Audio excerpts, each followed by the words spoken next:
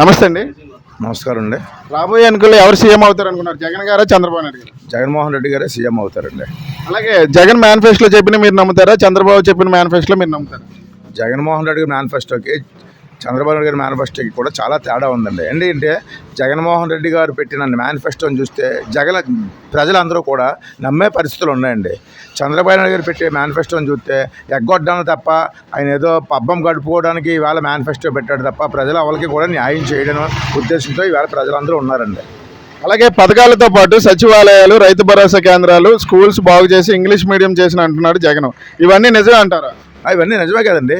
చూస్తున్నాం కదా ఇవాళ పేద ప్రజలందరూ కూడా ఇవాళ ఒకప్పుడు కాన్వెంట్కి వెళ్ళలేక కాన్వెంట్ చదువుకోలేక తెలుగు మీడియంలో గవర్నమెంట్ స్కూల్లో చదివేవారు. ఈవేళ కార్పొరేట్ కాలేజీలకు కార్పొరేట్ స్కూళ్ళకు ధీటుగా గవర్నమెంట్ కాలేజీలు గవర్నమెంట్ స్కూల్స్ కూడా ఇవాళ పనిచేస్తున్నాయి. ఇవన్నీ కూడా జగన్మోహన్ రెడ్డి గారి దయ వల్లనండి. అలాగే సచివాలయం వల్ల, వాలంటీర్ వల్ల ప్రజలందరికీ మంచి జరిగిందా? చాలా మంచి జరిగిందండి.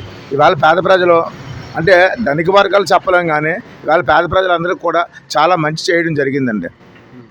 అలాగే టీడీపీ కూటమి మేనిఫెస్టోకి బీజేపీ మాకు సంబంధం లేదంటుంది. మరి ప్రజలు నమ్ముతారా? అవన్నీ మోడీ గారు తెలుసు కాబట్టే ఈ చంద్రబాబు నాయుడు పెట్టిన మేనిఫెస్టోలో అన్నీ అబద్ధాలే, అన్నీ చేయలేని మేనిఫెస్టోలో పెట్టాడు కాబట్టి ఈవేళ ప్రధానమంత్రి మోడీ గారు అవన్నీ కూడా తిరస్కరించి దూరంగా ఉండడం జరుగుతుందండి.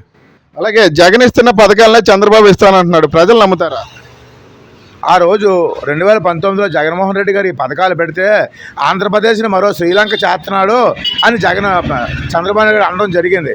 ఈరోజు అదే పథకాలనే జగన్ గారి కంటే డబుల్ ఇవ్వడం జరుగుతుందని చెప్తున్నాడు. అంటే ఆ రోజు శ్రీలంక చేసినాడు, మరి ఈరోజు ఏం చేస్తాడు? మరో సింగపూర్ని చేయడానిక చంద్రబాబు నాయుడు? అలాగే జగన్ ఒంటరిగా వస్తున్నాడు, మిగతా వాళ్ళు కలిసి వస్తున్నారు. ఎలా ఉండబోతున్నాయి ఎన్నికలు? ఒంటరిగా వచ్చి సింహం అవుతుందండి, పందులుగా వచ్చి అన్నీ కూడా ఈ కూటమండి.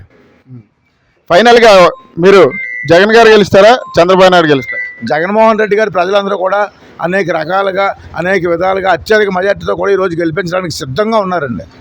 ఫైనల్గా మీ ఓటు ఎవరికి? నా ఓటు జగన్మోహన్ రెడ్డి గారికి అండి. Thank you.